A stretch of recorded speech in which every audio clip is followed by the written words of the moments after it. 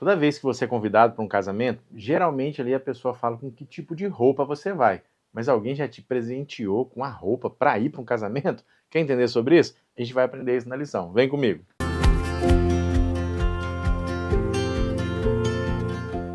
E aí, meus saleiros, minhas luminárias, tudo certinho com vocês? Bem-vindos mais uma vez ao canal Vira Crente, um canal onde nós estudamos a lição da maneira mais simples possível, mas objetiva. Que Deus te abençoe muito. Muito obrigado por fazer parte da família Vira Crente. E você que não faz parte, por favor, eu te peço aí que você se inscreva no canal, que você curta, mas principalmente compartilhe esses vídeos para que outras pessoas também possam entender a lição, entender a Bíblia de uma maneira muito fácil, beleza? E como nosso costume aqui, eu quero mandar um abraço para alguns dos nossos inscritos e vou começar aqui pelo Júnior, da cidade de Marabá, no Pará, na igreja de Tiradentes. Um abraço, meu jovem. Também aqui para o Matheus. O Matheus está em Lunabel Sul, Distrito Novo Gama, em Goiás. Um abração, Matheus. Deus abençoe, meu jovem. Temos aqui também o Acácio, ele é da cidade de Pirambu, no Sergipe. E ele frequenta a igreja de Pirambu, no distrito de Barra dos Coqueiros. Acácio, Deus abençoe você aí, meu saleiro. Um abração para você e para toda a sua igreja. E um abraço para o Sidney, da cidade de Capanema, no Pará. Outro abraço aqui para o Caio. O Caio ele é da central de Pedra Preta, no Mato Grosso. E falando sobre a cidade de Capanema, né, que o Sidney é de lá, um abraço para a Sociedade Jovem Marcados pelo Sangue, da Igreja Central de Capanema. A Thalita, ela está no Maranhão, no distrito de Bequimão. Acho que é assim que se pronuncia, tá ok? Lá tem a Sociedade Jovem, o Ministério Jovem Bellatrix. Um abraço para você, Thalita, para todos esses jovens aí, que vocês continuem iluminando por onde vocês passarem. Um abração para a Geração Escolhida de Nova Londrina, Rondônia, esse Ministério Jovem, e para a Renata também, que faz parte dessa turma. E um abraço para o Fernando e para toda a Igreja Adventista de Brasilândia, em São Paulo. Deus abençoe a vida de cada um de vocês. Para finalizar aqui, um abraço para os jovens da Igreja Adventista de Regente Feijó. Regente Feijó está na região 6 da Associação Paulista Oeste, a qual eu faço parte. Eu estou aqui na região 5. Um abraço para vocês, Deus abençoe. Alan, um abração para você aí, meu jovem. Muito obrigado a todos vocês aí que sempre estão comentando o vídeo. Vamos para a nossa lição, então? Título da lição dessa semana, meus saleiros e minhas luminárias, vestes de casamento. O nosso texto-chave, ele está em Mateus 22, vai dos versos 1 até o verso 14.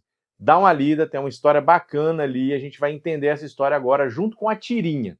Dá uma olhada na tirinha comigo aí. Nós temos uma festa de casamento, você tá vendo? Todo mundo bem arrumadinho, bem bonitinho, e tem um jovem que não tá assim, a vestimenta dele tá bem diferente, né, para um casamento. Tá aí com um bonezinho para trás, camiseta, bermuda, não tá no padrão do que os outros estão. Depois, a gente tem um quadrinho que ele tá até num destaque aí, né, numa moldura, e ele tá recebendo a roupa igual dos outros. Mas ele fala ali com o dedinho que não quer a roupa. Volta para o outro quadro, que estranho, não acha? Alguém comenta. Ele está certo, errado é o psiquiatra que deu alta para ele. Ele sai ali todo feliz, assoviando, e os noivos ali bem na frente dele. Essa tirinha, ela fala diretamente sobre o texto que nós estamos lendo, o texto que nós vamos estudar durante a semana. Nos tempos de Jesus, aconteciam festas de casamento, e muitas dessas festas, as pessoas que tinham um pouco mais de recurso, eles mandavam a roupa para a pessoa. Era um padrão você ir vestido com a vestimenta nupcial. Esse jovem não aceita.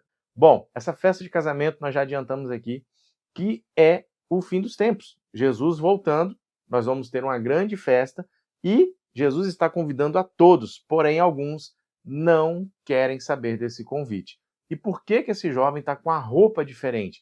O que essa roupa significa dentro da parábola? O porquê que ele não quis aquela roupa nupcial? A gente vai entender tudo isso no decorrer dessa semana. Casamentos são eventos extremamente especiais, tanto quem está casando para quem está sendo convidado. Geralmente, quem é convidado significa que aquela pessoa tem um apreço muito grande por você. E as pessoas ali que recebem um convite, às vezes tem que trocar agenda de compromissos, tem que gastar um dinheirinho lá para comprar uma roupa, fazer viagem para onde vai ser o casamento. A gente se desdobra para poder participar daquele momento tão importante com a família. E como eu disse aqui, se você é um convidado, quer dizer que você é muito especial para aquela família e aquela família quer criar ali memórias junto com você.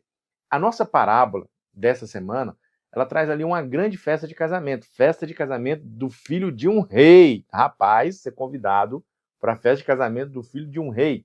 Só que as pessoas rejeitam esse convite. E acontecem umas coisas bem complicadas ali. Se você já estudou o texto, você sabe. A gente vai falar um pouquinho mais durante a semana, mas acontecem coisas ali muito ruins. Mas a pessoa que aceita, entre as pessoas que aceitam depois desse convite, tem alguém que não quer ali usar as vestes nupciais, as vestes para estar num casamento, as roupinhas ali bacana de um casamento. Ele quer fazer da maneira dele. Essa parábola é um alerta para cada um de nós. É isso mesmo. Liga aí o sinalzinho de alerta, porque ela está falando o seguinte: todos nós somos convidados para participar de algo grandioso perante Deus. Então, que nós possamos entender que esse casamento é algo preparado, é o casamento do filho do rei, mas é algo especial para os convidados, eu e você. Para o nosso estudo da lição, nós podemos dividir essa parábola em duas partes. A primeira, aquelas pessoas que são convidadas e rejeitam esse convite, e a segunda parte, de uma pessoa que aceitou, mas porém não quis colocar as roupas nupciais que eram extremamente importantes para aquela época. Vamos entender e vamos dividir isso. Hoje nós vamos falar sobre as pessoas que receberam o convite. Claramente, as pessoas que receberam o primeiro convite, Deus estava falando da nação de Israel. Como a nação de Israel rejeitou seu povo escolhido. É isso mesmo, eles rejeitaram. O que Deus queria fazer pelo mundo com a nação de Israel, usando eles como intermediadores, era extraordinário. Porém, a gente conhece a história, né? A nação, desde o Antigo Testamento, foi se afastando de Deus, foi vivendo de idolatria, aquela coisa toda. Só que o rei, ele faz um segundo convite, ele tenta mais uma vez uma oportunidade para aquelas pessoas. E o que eles fazem agora? Muitos, novamente, não escutam, saem, vão fazer suas atividades, viver as suas vidas. Agora, outros matam os mensageiros, aqueles que foram fazer o convite. Ali, Deus está falando claramente sobre os profetas que morreram, que Israel rejeitou, inclusive matou. Isso é muito forte.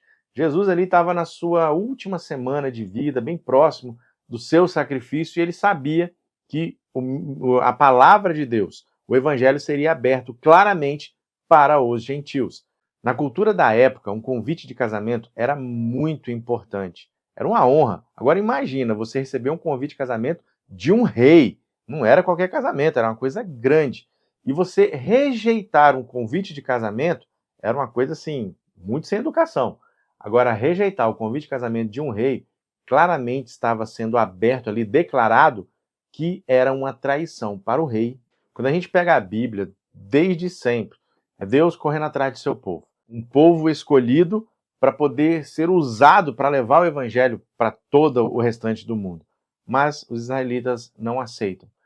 Tudo que Deus fez, o rei, e tudo que Jesus fez, o filho da parábola, não foi suficiente para Israel.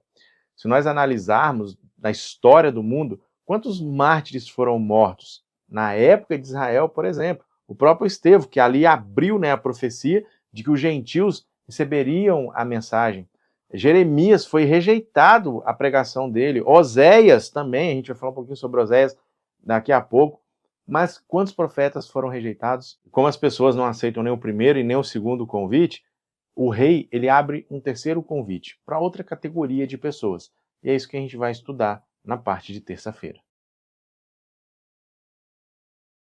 A segunda parte da parábola fala que outras pessoas, né, o rei mandou que convidassem outras pessoas e muitos aceitaram e foram e pegaram as vestes. Na cultura da época, como eu falei aqui já na lição, se mandava junto com o convite a roupa que a pessoa deveria usar. E foi enviado. Só que quando estava acontecendo a festa, alguém não estava usando essas roupas. Não estava ali com a roupa dela. E o rei questiona: ei, por que você não está usando as roupas que eu enviei? As vestes nupciais? E se nós olharmos a parábola, essa pessoa não responde nada, ela fica muda. O que essa pessoa está dizendo? Eu não preciso da sua roupa. Aquilo ali era um sinal de arrogância. Ela achava que os seus próprios méritos eram melhores do que o rei. Trazendo para uma aplicação prática e para o que Cristo queria explicar ali para os líderes que eles estavam contando essa parábola, muitas vezes nós nos achamos autossuficientes em relação à salvação. Não precisamos das ações de Cristo. Mas espera aí, qualquer coisa que nós possamos fazer, pensar em fazer, não vai nos levar à salvação. Cristo fez tudo. É Ele que nos cobre com o seu manto, com a sua veste de glória. Você está entendendo isso?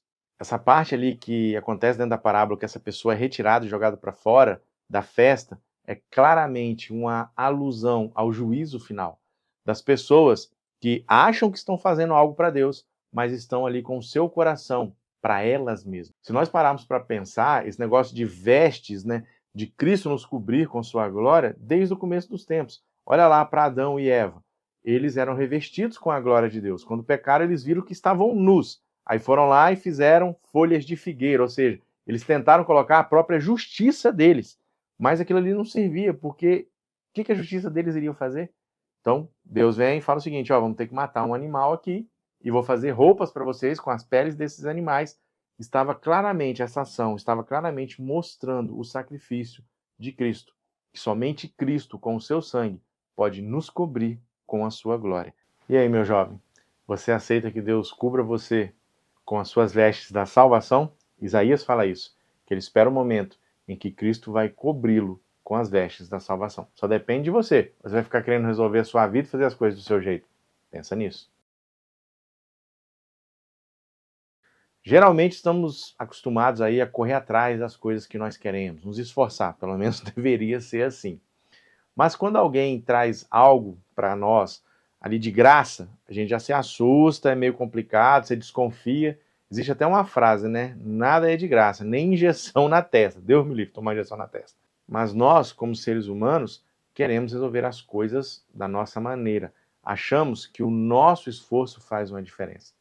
Dentro de tudo que a gente está estudando aqui, você pode ter a melhor roupa, passadinha, cheirosinha, limpinha lá, de grife. Nada disso vale perante a salvação. O que vale são as vestes que Cristo coloca sobre nós. Ele faz um convite para que nós aceitemos isso. E essa é a palavra da nossa rede semântica. Convite. Dentro do que a gente está estudando, dentro do contexto dessa parábola, a palavra convite, ela traz o que para você aí, dentro dessa parte da semântica? Pensa aí comigo. Coloca aqui nos comentários, vocês pararam de colocar, hein? Eu estou lendo os comentários. Coloca aqui quais as palavras dentro do contexto do estudo que vem à sua mente. Troca uma ideia com a sua turma. O bacana, se você tiver tempo, quando alguém falar a palavra ali da rede semântica que ela liga com o convite, debate, vê ali o que vocês podem expandir dentro do estudo. A palavra que eu trago para vocês aqui hoje é o seguinte: convite, transformação. Através de um convite para essa festa maravilhosa, nós somos transformados. Nós seremos transformados para toda a eternidade. Jesus estava conversando com os líderes religiosos. Se você pegar o capítulo 22 ali no início, em algumas traduções está o seguinte: continuou Jesus ou então Jesus. Antes, ele já estava trocando uma ideia com eles ali, estava batendo um papo, contando parábolas. Uma dessas parábolas eram sobre dois filhos, que o pai chega e fala: filhão, chega no mais velho, vamos trabalhar comigo hoje? Aí o filho fala: não, pai, eu vou, mas acaba não indo. Chega no mais novo e fala: filho, vamos comigo? Ah, não quero ir não. Mas depois ele se arrepende e volta. Ali, Cristo estava falando claramente para os líderes religiosos, que a profissão de fé deles, que a ideia de fé deles era o seguinte, né? Não, nós temos a mensagem, nós somos o Israel, aquela coisa toda. Porém, não existia obras. Como assim obras? Eles tinham a profissão de fé, porém não viviam aquilo que falavam. Lembra do filho mais velho? Eu vou, mas depois não foi. Enganou o pai. Uma outra parábola que nós temos é a seguinte: uma pessoa arrenda uma terra. Chega o momento de receber os valores ali que ele arrendou. Ele manda alguns servos atrás dessas pessoas para poder receber. Quando chega lá, aqueles que arrendaram o terreno matam os servos. O pai então fala o seguinte: vou mandar meu filho porque eles vão respeitar o meu filho. Chegando lá, essas pessoas matam o filho do proprietário. Jesus, como eu falei, era a última semana dele, ele estava bem próximo do sacrifício. Cristo, nessas últimas parábolas que nós falamos aqui, que nós estamos estudando, que nós comentamos, ele faz um apelo final para o povo de Israel. Acordem, vocês estão a ponto de me matar, vocês estão a ponto de me crucificar pela cegueira espiritual que vocês estão vivendo. Cristo estava tentando mais uma vez salvar o povo de Israel, mas os líderes, a maioria do povo, rejeitaram. Eles rejeitaram a pedra angular. O que era a pedra angular? Ela era a pedra principal do templo. Ela sustentava todo o templo. Se acontecesse alguma coisa com aquela pedra, o templo iria cair. E Cristo é a pedra angular de todo mundo, ele é a pedra angular da minha e da sua vida. Se você, meu jovem, está rejeitando a pedra angular, se você já rejeitou as vestes, a sua vida só vai ladeira abaixo, vai acabar. E no final, qual é o resultado final de quem rejeita a pedra angular, de quem não quer usar as vestes nupciais?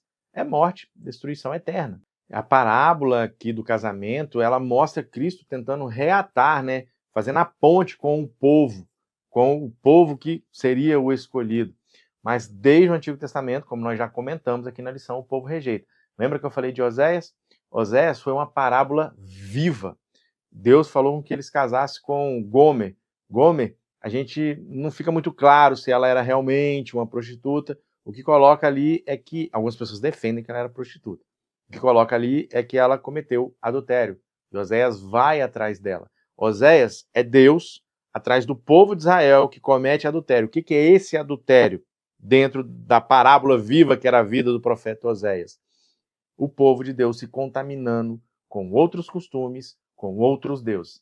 E aí, meu jovem, como que está a sua vida? Será que você está se contaminando com outros deuses? Não estou falando de Deus lá, que você vai lá, Baal, aquela coisa toda, não.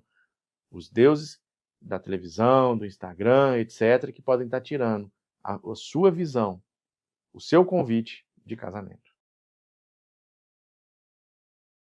Aquele homem que rejeita usar as vestes no dia da festa de casamento. Aquilo ali está falando sobre caráter. Nós, muitas vezes, não temos o caráter transformado porque não buscamos essa transformação. A altivez, a identidade que nós temos de que nós somos melhores do que muitas pessoas, inclusive do que o próprio Deus, está mostrando que não somos dignos de usar essas vestes. Ali representa pessoas que nunca sentiram realmente Cristo no seu coração. Muitas podem estar vivendo dentro da igreja, mas nunca tiveram um encontro com Cristo. Você está entendendo como isso é forte, como isso é pesado? As vestes, elas foram preparadas pelo céu. Ellen White, até acho que, se eu não me engano, na parte de quarta-feira, na parte de terça-feira, fala que essas vestes foram tecidas, né, pelo tear celestial. É a máquina de costura do céu, meu irmão. O negócio deve ser impressionante. Vestes especiais e as pessoas se recusam a usar, vivendo da maneira que querem, como querem e quando querem.